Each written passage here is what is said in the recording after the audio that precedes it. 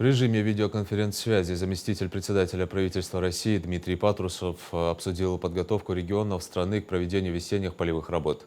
В работе совещания приняли участие глава Ингушетии Махмуд Калиматов, первый вице-премьер правительства региона Магомед Евлоев, министр сельского хозяйства республики Магомед Гагиев.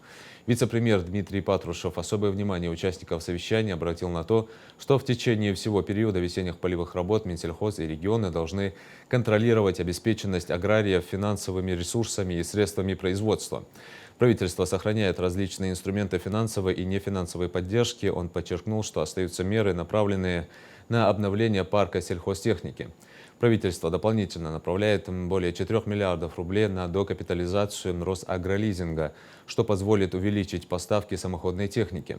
Вице-премьер рассказал о продолжении планового перехода на семена собственной селекции. Для этого также предоставляются меры господдержки.